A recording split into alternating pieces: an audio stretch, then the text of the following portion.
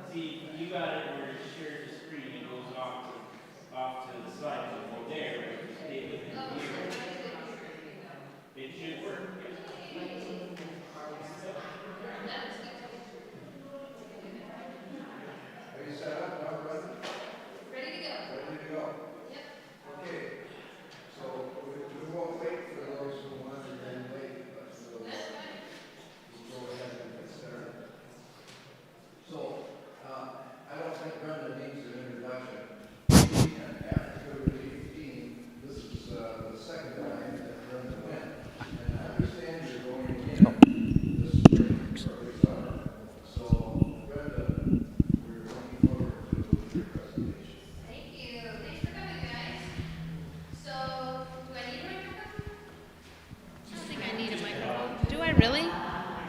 Do I really? Oh, for the online. Okay. All right. I'll use one. So Haiti and Africa Relief Team was formed out of the church in Grosse Pointe, St. Paul. There was a group of people there that after the earthquakes wanted to go and do something to help the Haitian people. And so it's really a very grassroots, very local organization, and made up of some really great Christians. I got connected with them because the doctor I work with, Dr. Guevara, his daughter wanted to go on a mission trip, his eldest daughter. So it was probably at least 5, maybe 6 years ago, probably longer than that. And so he took her, and I saw all the stories and pictures and all of that. And so I was like, I'm interested. I really do want to go if you go again. And that was prior to the pandemic and all of the turmoil in Haiti. And they assassinated their president, and things in Haiti are dire right now. Getting clean water is very difficult. So after the pandemic, when H.A.R.T decided, or was able really, with all of the restrictions, to go again, the board decided they were not going to Haiti because the missionaries going there are being abducted. Even some planes, we would see stories where there would be planes at the airport that would be transporting missionaries. The gangs would come and just destroy their planes, and it's just so unsafe. So the board decided we would go to the Dominican Republic, and I kind of got connected in there a little bit more even because my brother-in-law worked with the Young Life camp for many years. So we now have this beautiful relationship with the staff at Young Life and others in the community. So it's just been growing from there. So that's kind of my connection, and I'll try to give you a little background too as I go through the slides. So it was really a big step in faith. My kids were quite a bit younger the first year I went, and I had never been gone from them that long.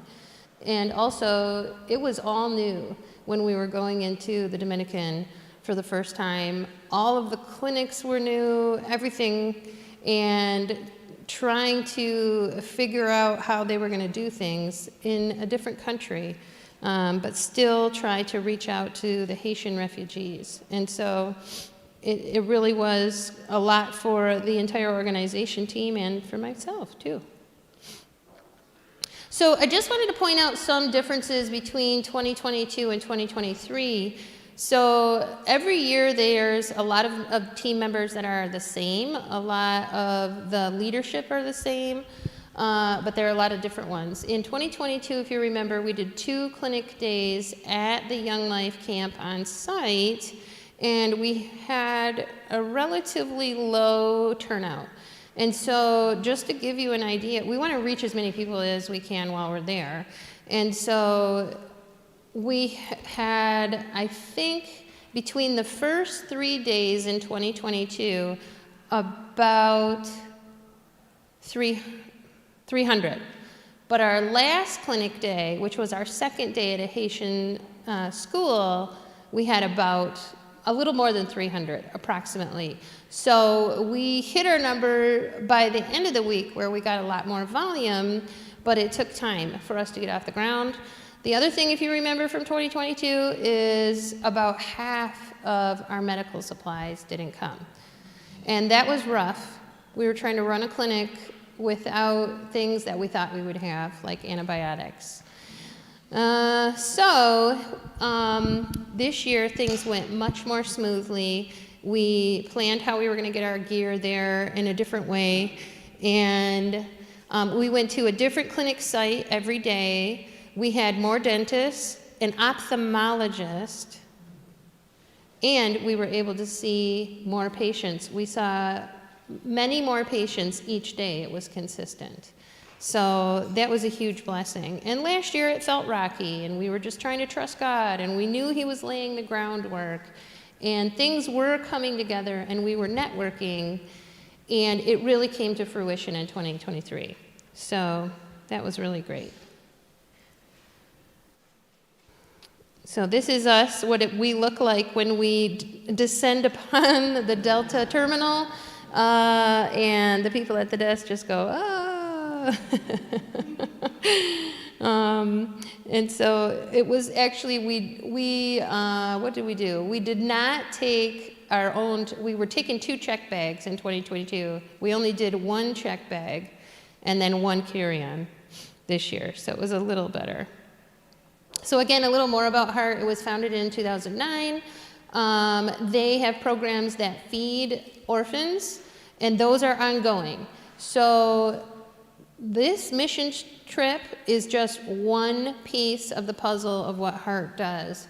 They have a clinic now in where they were originally going in Haiti. Up in the mountain, they employ a doctor to go see patients on a monthly basis, and that's funded through H.A.R.T.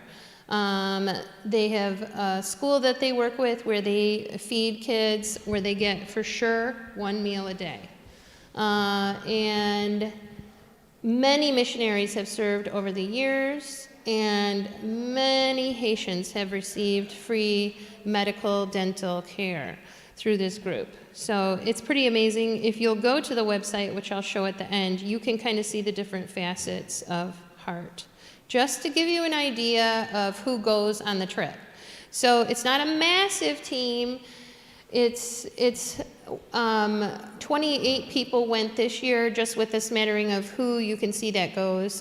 We have a dermatologist. There's a lot of skin issues, fungal infections, otherwise. Family medicine for a lot of the adult needs, and OB-GYN. Ophthalmology was new. And it may not sound like a big thing, but you'll have someone come in who hasn't had an eye exam, and they get the eye exam in a little folding chair in a tiny little schoolroom.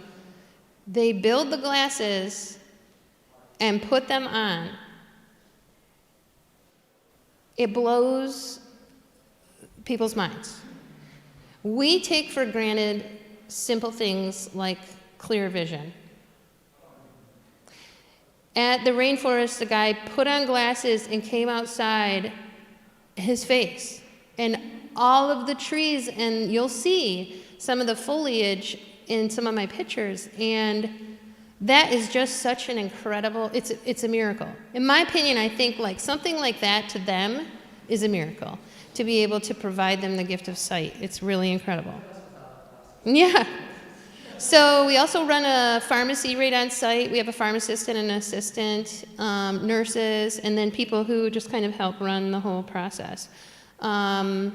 Dentists, 2 of the dentists that came with us, I don't know if you guys remember, but in 2022, when we first got to to the Young Life Pico Escondido, we walk up this crazy dirt rutted road to that church. I don't know if you guys remember me talking about that. At that church, we met an oral surgeon, and he helped us get on the radio and publicize, and this has been an ongoing relationship. He came, and he brought another dentist. He rolled up his sleeves and was in the trenches with us seeing patients. So the 2 additional dentists were actually there joining us from the community that we networked with. So this is our team. I don't have a pointer or anything, but just kind of our group and what we look like, matching t-shirts, of course, and all that good stuff. So Dr. Guevara is up in the top right, and I'm somewhere in the middle. I can't even see where I am. Oh, I'm standing in the second row. So there's Dr. Kilroy in the back, and then our dermatologist, and she is an NP student, so she knows to see and treat, all that good stuff. The one thing about H.A.R.T., and it's really something that we always talk about kind of when we meet, is that the mission is not the mission. We think the mission is the mission, that we thought it was, like all of our medicines that we're supplying, or how many patients we see. A lot of people are interested in that. Like, it's all about the numbers. No, it's not.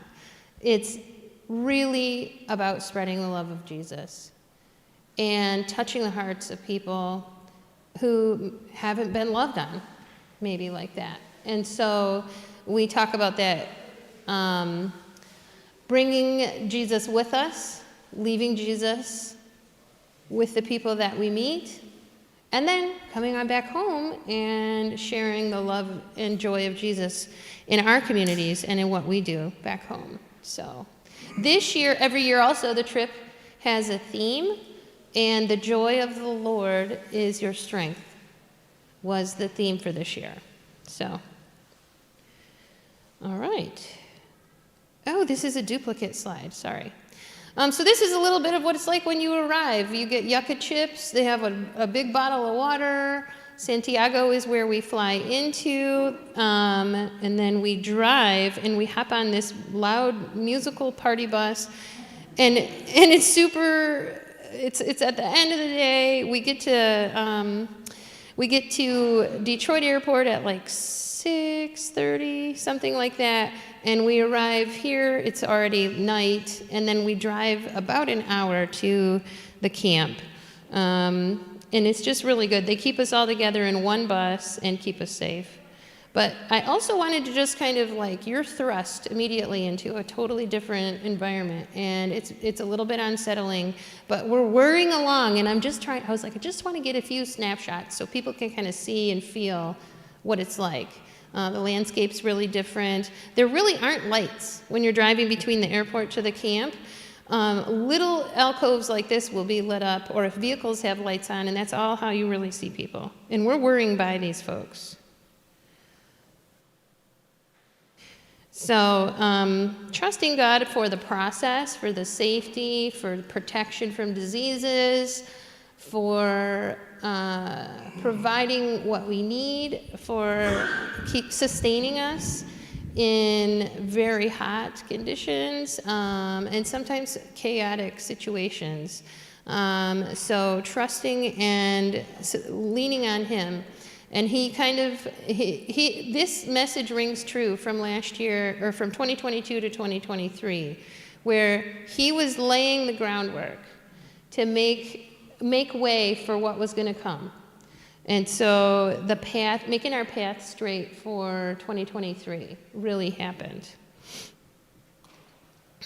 Just to give you an idea of kind of about where we are in the country. So it's all one island, but it's very separated when it comes to government and safety and all of that kind of thing. So the Haitians have fled, so we do reach them. The top arrow, La Vega, is where there is the school that we reach Haitians, and the bottom arrow is where we kind of have our home base. So again, just to reiterate what a blessing that's been, we sleep here. When Dr. Guevara went and was sending me pictures, they had a building up on the mountain. It was like a cement, maybe 2 or 3 story building, and they slept with tents, like backpacking tents, on the top of that building. And there were guards with guns on the main level. That's Haiti. This is posh, by comparison. It's, if you can imagine a camp, if you ever went to camp when you were little, bunk beds and bathrooms and safe and secure. There's a whole stone wall around it and gates, and so it's much different than Haiti. We worship here, we fellowship in the evening, and they feed us and house us. It's a huge blessing. This was our first meal when we got there. So rice is common, beans are common, there's a dinner roll you can see, there's yucca. This is like what I would describe kind of like as a lasagna, but it has like yucca and some other kinds of meat in there. So just interesting foods, but very good. And then this is sunrise.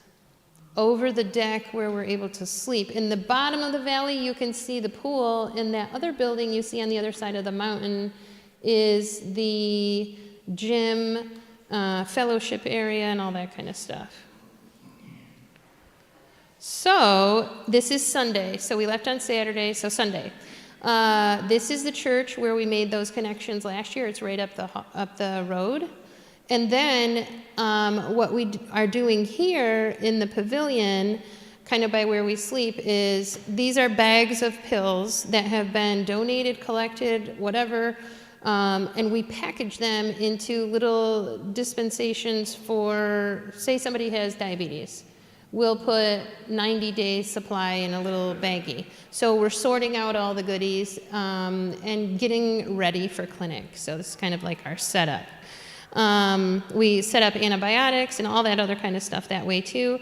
But it goes down from the medications all the way down to like some clothing items, first aid, basic need things that we can provide to the community.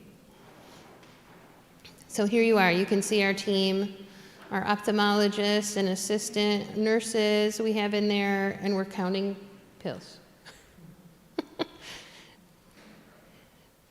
And, okay, I didn't know if you'd be able to see that. You can't see it very well. But basically, we start our day 6:15 breakfast, and we wrap up with our 8 p.m. team meeting. So, and that's our itinerary for the week. So Sunday, I kind of already mentioned, but we get on the buses at 7 on Monday. We go and do clinic 9 to 4-ish, maybe later, get back, 6:30 dinner, team meeting. Every day kind of follows that same kind of system and routine. It's very organized, but very, very busy. And just so you can kind of have an idea, some people are like, well, what does a day look like when you're doing this trip? And when you go to a different clinic every day, you got to set all of this stuff up, and you got to tear it all back down at the end of the day. And so every day is a new day of figuring it all out all over again. But it is really amazing how it just comes together. You get your groove, and you can just really start working. And I put our trip theme here because the joy of the Lord is my strength. There's no, I mean, it can be arduous. And we're not accustomed to the heat. And at the La Vega school, we're on the second floor, and it is very, very hot for us. So,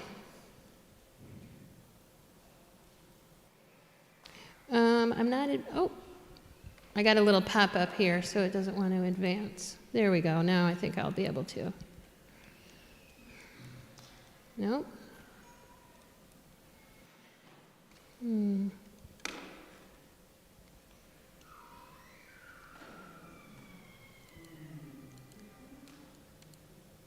It skipped ahead like 3 or 4 slides.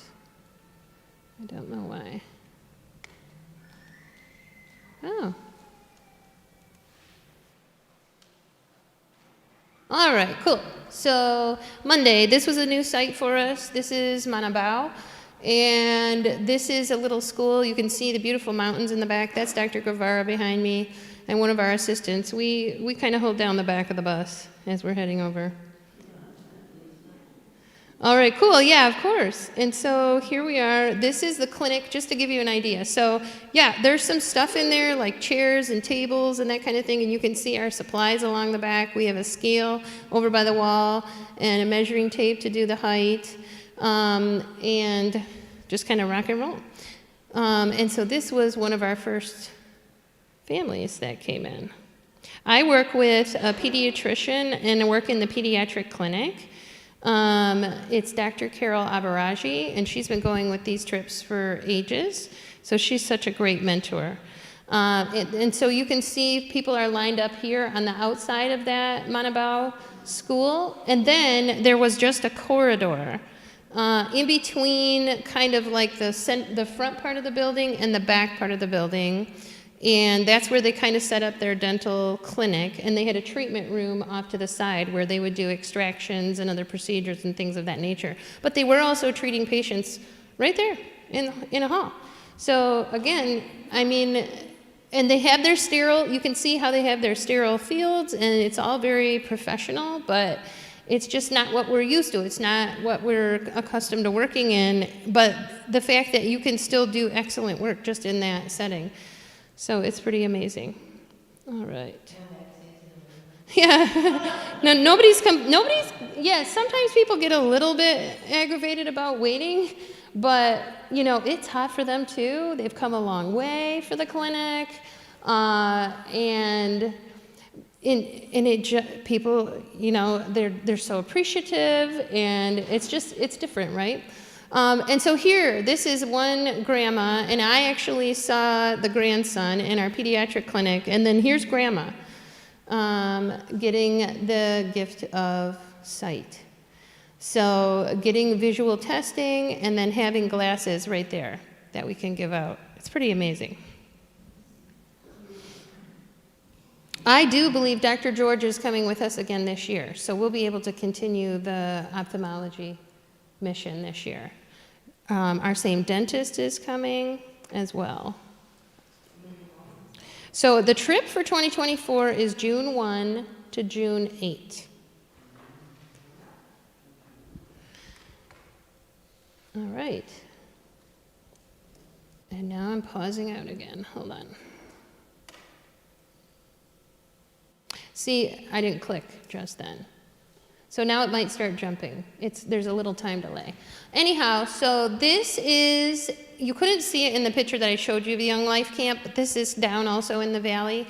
There's a kitchen on the other side of that yellow wall. That's where they prepare our meals. If it was a Young Life team, they would have their dinners here and that kind of thing too. So we do get to run across some high schoolers and leaders and other folks. And so here we go, we debrief, we talk about things that happened in the clinic. We kind of talk amongst providers. We go through things that we came across, how to troubleshoot. But then we're able to have a time of worship and a time of prayer and devotions. And again, this time is all, see, I knew it was going to jump, about the theme of the joy of the Lord is your strength. And so each evening we have a different message about that. So this is our second clinic site. And this is in the national park of Armando Bermudez. There's a mountain there you can hike. There's a river running right past it. When we come up, it's like two little park buildings, and something really interesting was happening. It was hatching time for dragonflies or something. It was like the sky was glittering with these little dragonflies buzzing all around. It was really amazing. Lots of sights and sounds of nature, which was really interesting and beautiful. There's chickens running around, guinea fowl. There were a couple of stray dogs and things like that. So the pediatric clinic and family clinic was on the main floor. Upstairs, they had the triage center, ophthalmology, dental, and gynecology had a private site on the other side of the camp. So it was just really amazing. And we were able to reach a lot of people here. It was wonderful. Brenda, what's the language in the Dominican? Oh, yeah, good question. So in serving the Dominicans, the language is Spanish. And so we have some people on our team that are Spanish speaking. Dr. Guevara is from Argentina. And then some of the different people. Our pharmacist actually is from Spain. So she speaks Spanish very well. And there's just a few other people on our team. Then we have translators, and I have that in my presentation too.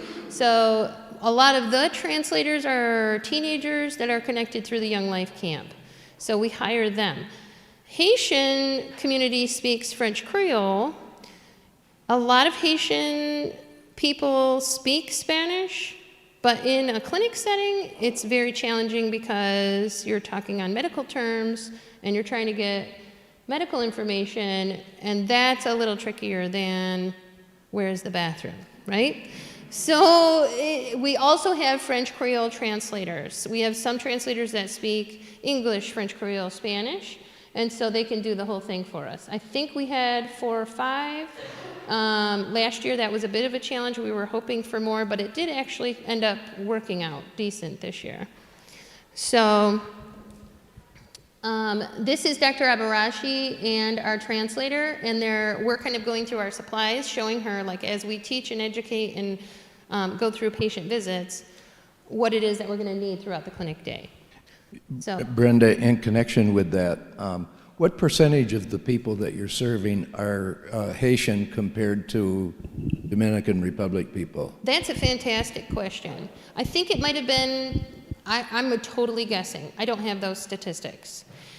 Last year, maybe 60-40 Dominican Haitian. I would think this year it was closer to 50-50.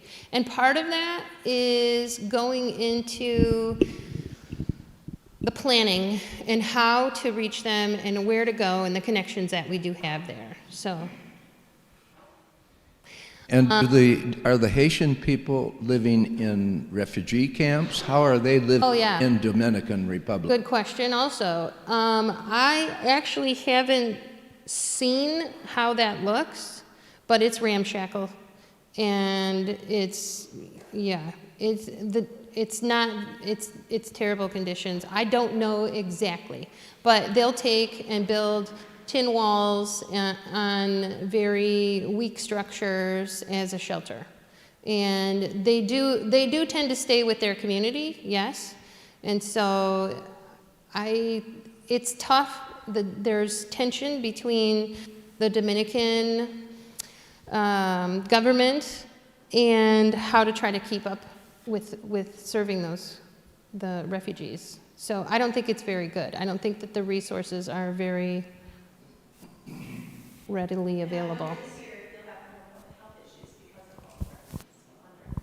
Yes, there are communicable diseases and things that we suspect and see and will develop because of the communities that are living together in poverty. Yeah, for sure. Yes. So, okay, so this is the setting. So that's I think our internet connection isn't fabulous because it's clearer on my screen, but you can see the building where ophthalmology is set up, just kind of like in the hallway on the second floor up here. There's our guinea fowl and our chickens, and then pediatric clinic, it's just basically like an open air basement porch, and that's where we're set.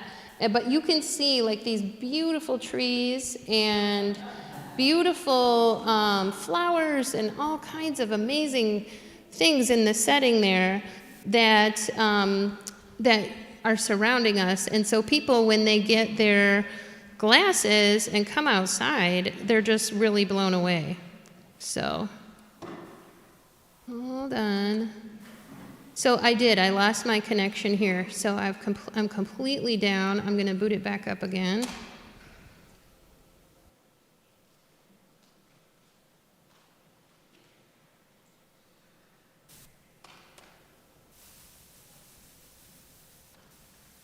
Sorry about that.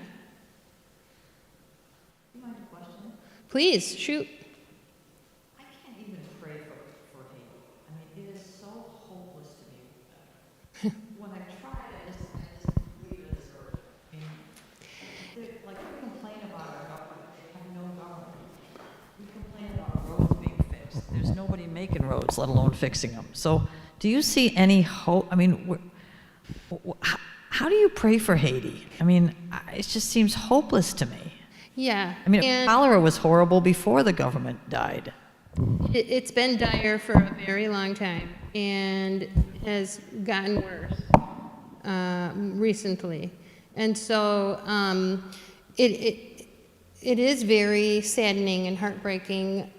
I see hope in things like this. And people who really have a heart for Jesus. And the father that we work with, Father Lewis, who has been connected with our team, has been commissioned by the Pope to raise Haiti up, whatever that looks like.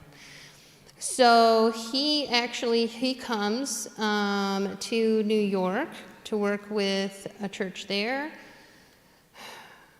And he's got a rotating schedule where he's in Haiti and he comes to New York.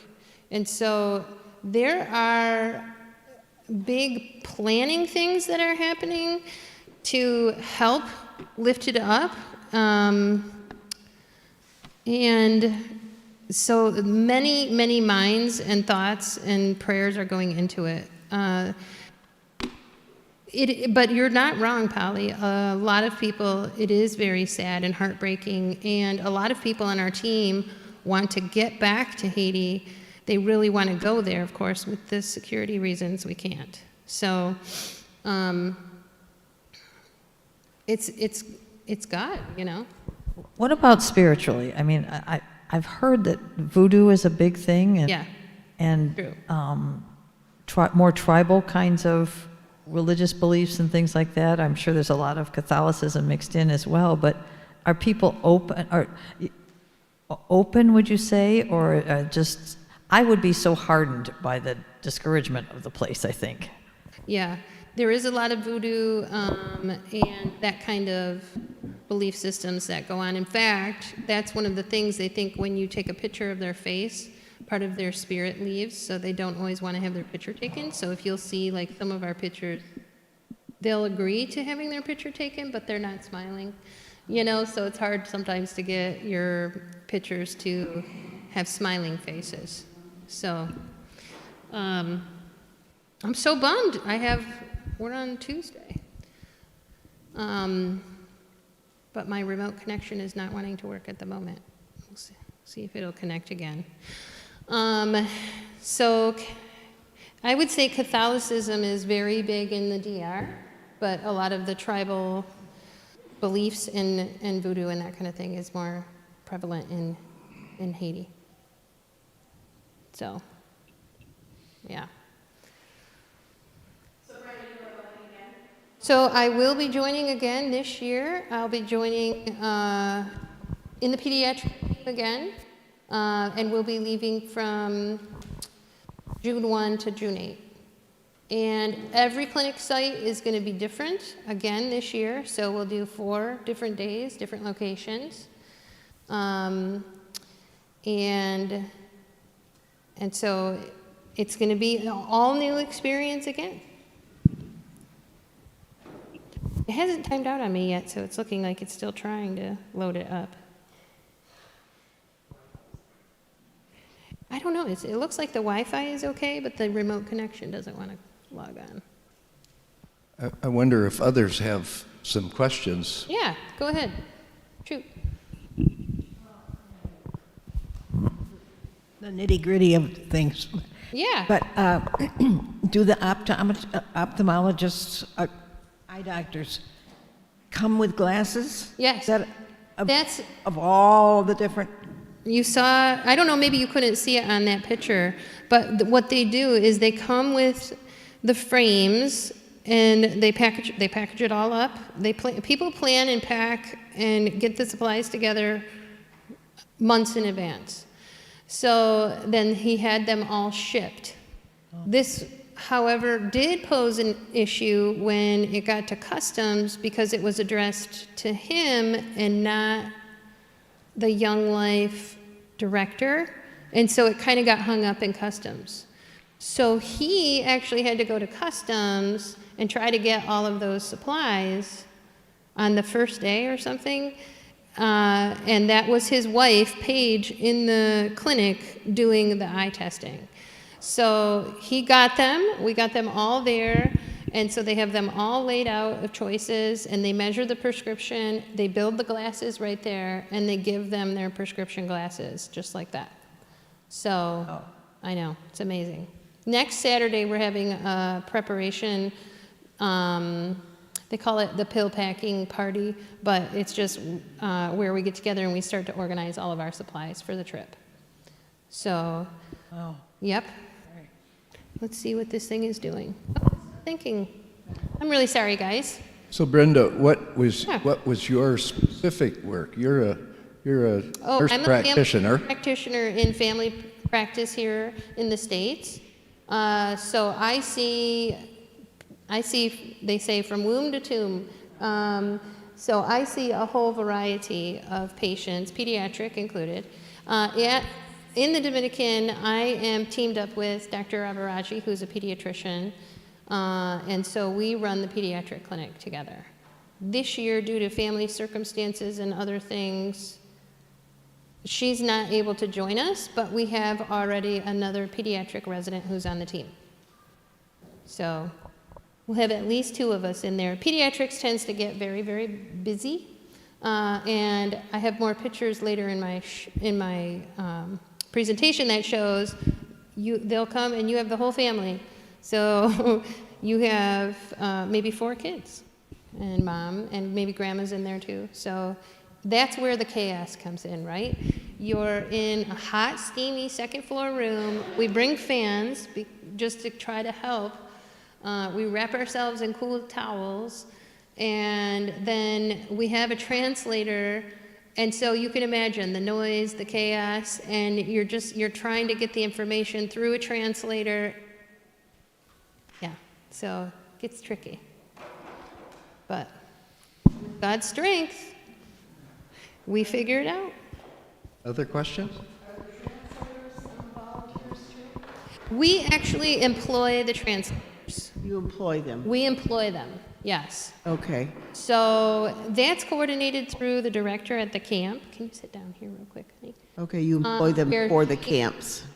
Or, They go to the Young Life camp, so most of them are like high schoolers and students. oh, So, okay, okay. um, I'm thinking of my sister who's a Spanish teacher and is going to retire in a couple of years. She lived in the Dominican for 12 years. She would oh, yeah, love this. yeah. But she doesn't probably really need to be paid like the high schoolers. No. And so for some people who come along and speak Spanish, they don't get a translator. Okay. So they kind of know how many She could have a translators. role there even though she doesn't Absolutely. have medical ability? 100%, yes. Okay. Yes, so we do have some other Spanish-speaking people on our team that kind of work in the triage area to help, like, things move along through there. So certainly, Yeah. and people sometimes wonder that, like, what kind of value can they bring? All kinds of value. It's She just, knows the culture and that is huge. And just Yeah. being a smiling face, and if you can speak the language, that's super helpful too. I have a So, question too about, is there going to be a special offering? so we, work? just as a follow-up to this, we didn't have like a special offering in the past, but people can write a donation to H.A.R.T and it goes to there. You can also do it on the website. Okay. So I talked with the team leads about this. The trip is going to cost about $40,000. A lot of stuff is donated. They have fundraised approximately half of that. About, I think he said 18,000 they have fundraised. It always comes together somehow, but they're always looking for more assistance. Yeah. North Hills also has a mission fund. Correct. Yes, so North Hills has a missionaries fund where part of a trip expense is covered. So definitely, that's part of it. Yeah. And then, North Hillians can give to that, yes, and then you could direct it to the North Hills Mission Fund. Okay. Yep.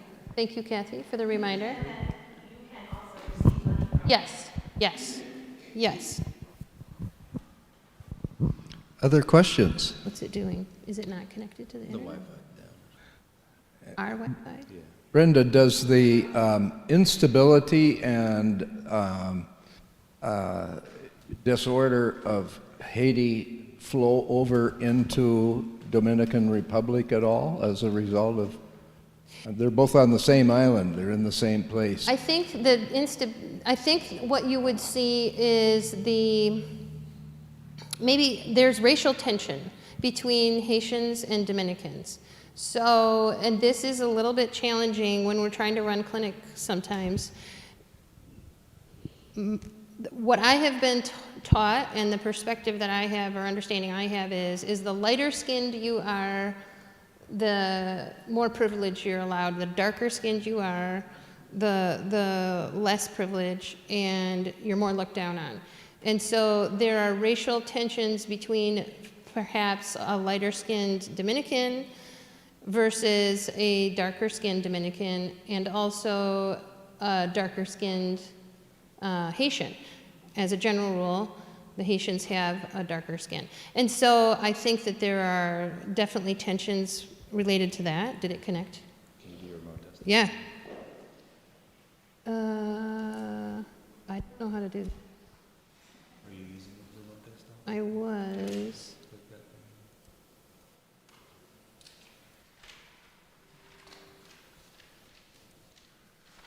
gonna do I'm gonna just go from the PowerPoint, yeah. So that's a great question, Jerry, and I don't know how much because I don't see that part of things. I only kind of have that perspective of what I've learned when we're in clinic and what we see and try to navigate the cultural tensions and serving each individual and coordinating that. That's what I see like on site. Yeah. But I think there definitely are. Do they just do surgical extractions in the dental clinic, or is it their cleanings and? So that's a really great question. In our first year we were there, we were doing cleanings too. And preventative dental care is one of the things that's really lacking, obviously.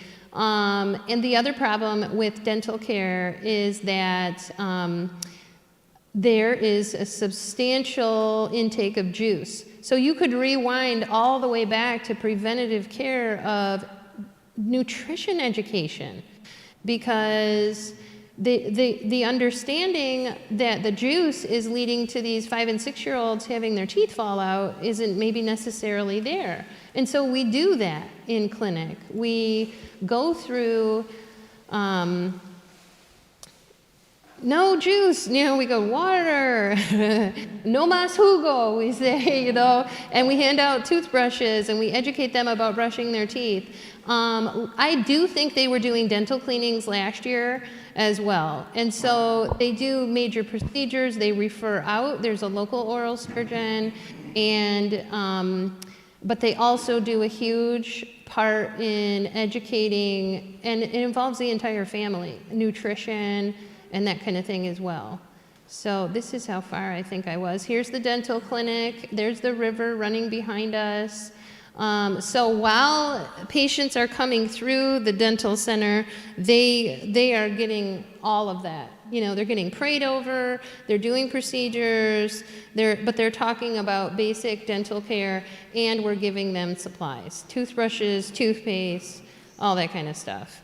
So we're trying to get back to the preventative aspect. So just so I have an idea, I think, are we almost out of time? I'm going to kind of just whirl through the rest of my slides, if you guys don't mind, just so I can show you my picture. Or is the time about to the end? Yeah. So this is just an example of a family. We took care of 10 more minutes? Okay. In the rainforest with it right behind us, so. All right.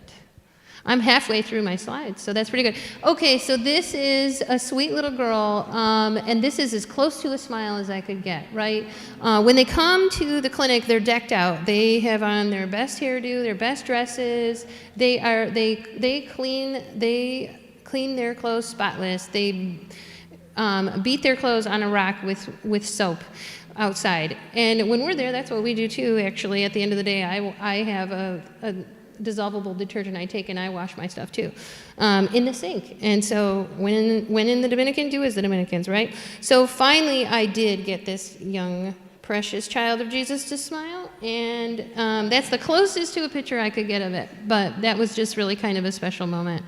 And I think that that's one of the things when you're in the midst of all of these challenges, is that a smile is the universal language. And so you can mime your way through things, you can point and do all of these, this ear hurts or whatever, and eventually the smile is God, so there's nothing in there. There's nothing in there. All right, and this is another example of that in that same setting. Where we were able to do a lot of things. One of the patients here did actually have a heart murmur, and we were able to follow up on that. And the mom described it as she would pass out, and she was actually a twin and have little heart attacks.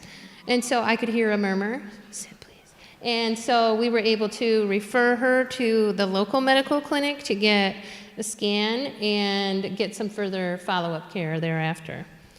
Sometimes they come with medical records that show those things too, and so trying to navigate getting them access to care there. At the end of the day, God gives us peace, beauty, and a sustaining rest. So this is a sunset over the valley at the camp. This school you may recognize as the place that we went last year. It's Wednesday La Vega, where it's super hot. But this whole building over here is gorgeous. It's got indoor, like a gym, auditorium, and there's actually a stage up front, like for worship. So I think that they hold church services in there too. And then this other building and coming around is where all the classrooms are and where we had our clinics. You may recognize this floor and this site was just a gravel pit and a pile of rocks last year. And that's where we had like our main opening prayer for the clinic day. So they have done a lot of updates since we were there last year. I don't know if this one is on the agenda for this year, but it's still hot, very hot. Another angle of the school, the triage is in that bottom door where you see the red and black sign. And then translators. So the translation is a huge piece. We get to develop a relationship with our translators over the week. And so that's a big part of also sharing the love, just learning about their life, what are they doing, what's their walk with Jesus like, and what's their future, and getting to mentor to them as well. Also watching them in clinic, translating with the patients, and what a role that they play. So there's Dr. Abaraji with her whole team. She's got a big family group with her there. There's a young girl in her school uniform decked out for clinic. And here I am with a number of different folks that I served with there. Just really beautiful, wonderful people, lots of smiles, and just lots of hugs and joy occurring. This is our dental situation. You can see it's tricky, right? But these are the conditions. So it gets hard. But somehow, this is the thing. Somehow, they can still walk at the end of the day. Like after bending and stooping and angling and working on things, God sustains them and gives them strength. So.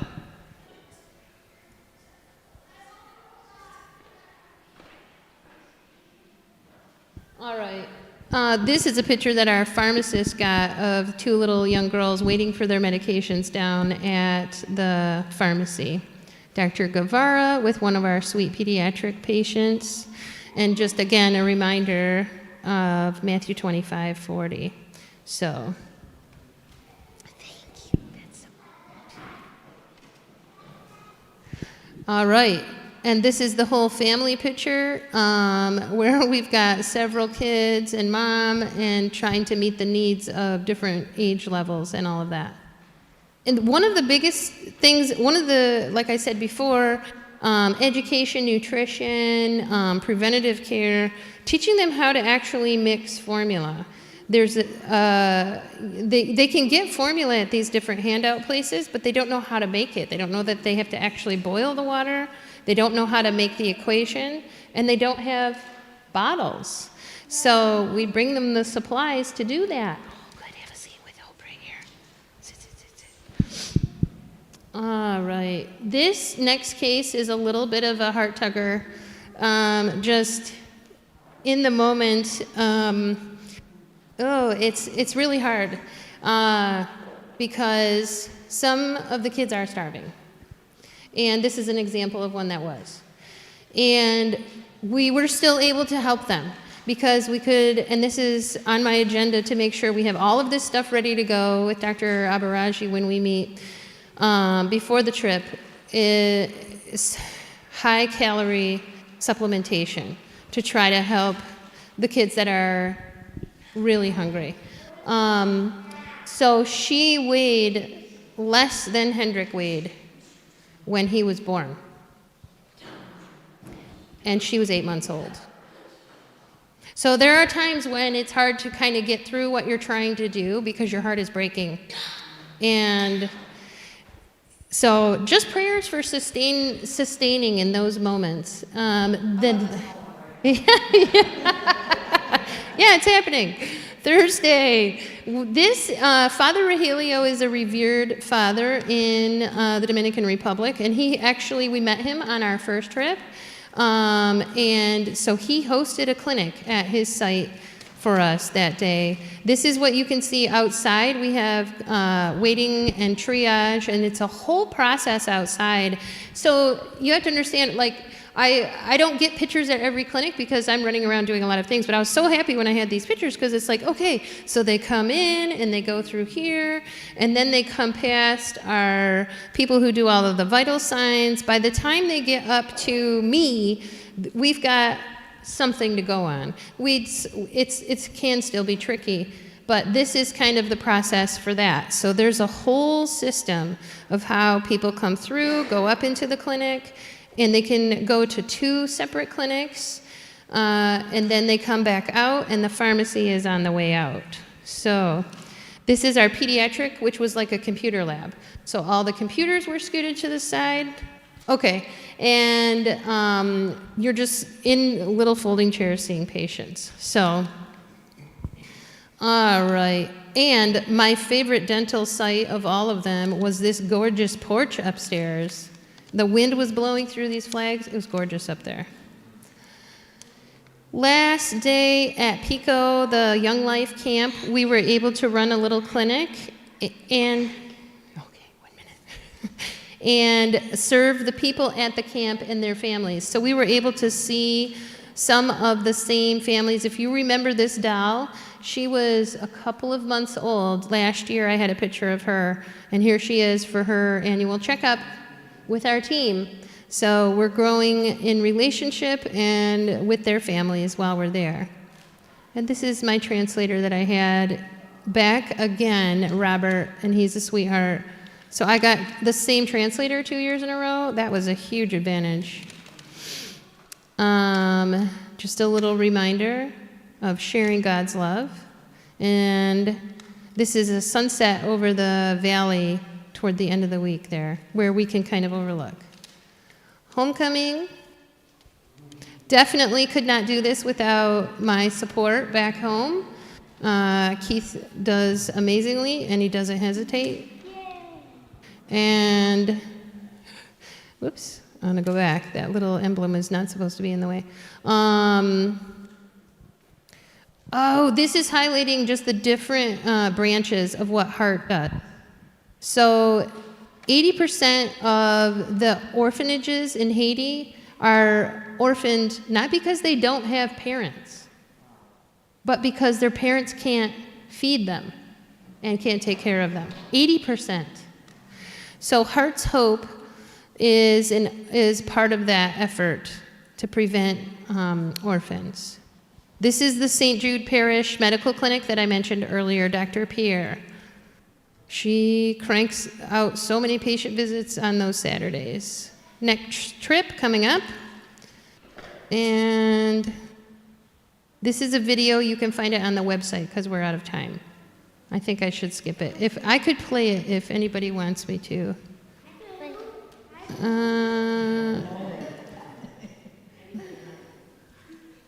Let me see. I'm going to just skip ahead.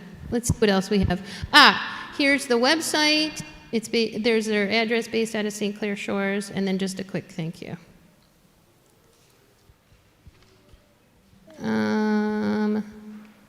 All right. Aside from the technical difficulties, that's just kind of synopsis of what the week looks like. Yay! Thanks for coming out and hearing, and thank you for your really good questions and your interest. And if you have more you want to ask of me, you know where to find me. Would you please keep the church apprised of things that you will need on your trip? Absolutely. So next week I'll know more after our pill packing party, number one. Number two, Facebook is probably the best place to kind of follow, because I put up updates, try to put up an update every day on Facebook while I'm there too. Back up. Thank you, Brenda, for that presentation. Thank you guys for coming in. I think that's one of those very last slides. You can never look into the eyes of a person who God does not love, is a good reminder for all of us. and a good reminder to thank people like Brenda who are engaged in special service in the Lord's name. Let's ask God's blessing on us as we part. Father, we thank you for this presentation today. We have seen serious problems throughout the world, and we are aware of many people, including Brenda, who have been serving in your name in order to alleviate pain and suffering. We ask your blessing on all these efforts, and we ask your blessing on us as we part. Help us to have hearts that are sensitive to all of those around us who have special needs, and to see you in their faces, and to use our hands as yours. In Jesus' name, amen.